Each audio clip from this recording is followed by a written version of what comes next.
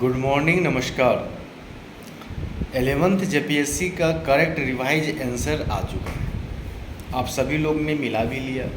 बहुत ऐसे मित्र हैं जिनका कम हुआ है, बहुत ऐसे मित्र हैं जिनका बढ़ा भी है। तो अब यह कंफर्म मान के चलिए कि रिजल्ट कभी भी आयोग जो है दे सकती है।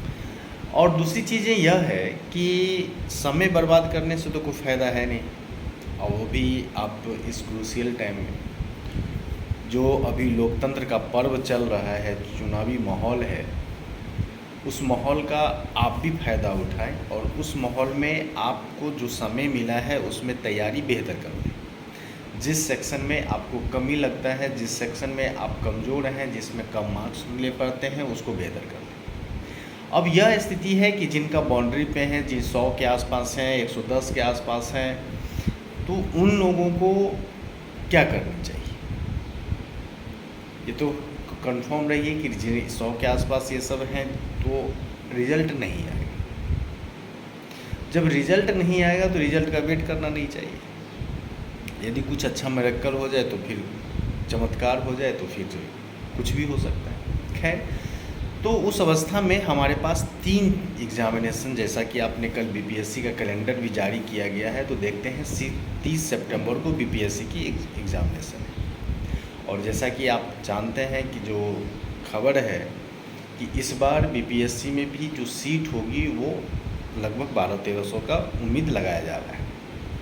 इसके पीछे यह रीज़न बताया जा रहा है कि जो बीईओ है, ब्लॉक एजुकेशन ऑफिसर, जो प्रखंड शिक्षा पदाधिकारी हैं, इनका लगभग 600 सीट के आसपास जुड़ने की प्रबल संभावना है। तो आप समझिए, इतना सीट यहाँ आ रहा है।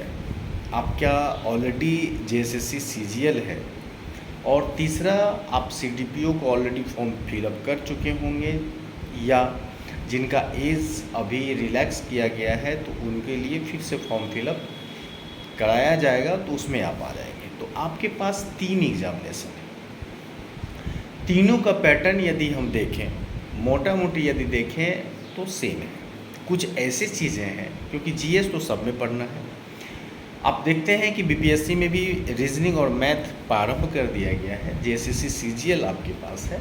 तो जो भी 3 एग्जामिनेशन है, यदि पीटी का पॉइंट ऑफ व्यू से यदि हम देखें तो आपके पास 3 एग्जामिनेशन की तैयारी आप एक साथ बिल्कुल कर सकते हैं।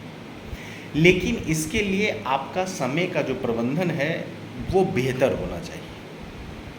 यदि आपके पास रणनीति नहीं है, समय का प्रबंधन आपने ठीक से नहीं किया है, टाइम मैनेजमेंट आपने ठीक से नहीं किया है, मतलब, तो आप किसी में भी सफल नहीं होंगे। यदि आप समय प्रबंधन के साथ, अर्थात टाइम मैनेजमेंट के साथ, यदि अच्छी बेहतर रणनीति के साथ यदि आप तैयारी करते हैं, तो यह भी सुनिश्चित है कि आपकी सफलता होगी।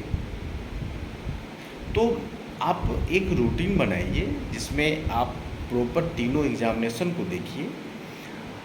जैसे यदि मेरा मानना है तो आप इस आधार पे भी कर सकते हैं कि सुबह में आप एक सेट मैथमेटिक्स बना लें, शाम में एक सेट आप रीजनिंग बना लें, तो जेएसएससी सीजीएल हो जाएगा। वीकेंड में या डेली आधे घंटे, या वीकेंड में 1 से 1.5 घंटे आपका जो सेकेंड पेपर, लैंग्वेज पेपर है, उसको देखें। बाकी आप जीएस के जो सेक्शन है अच्छे रणनीति के साथ बनाएं, पढ़ें, तो आप बेहतर कर सकते हैं। तो इस आधार पे यदि आप अच्छे और बेहतर रणनीति बनाते हैं, फिर तैयारी करते हैं, तो बेहतर होगा।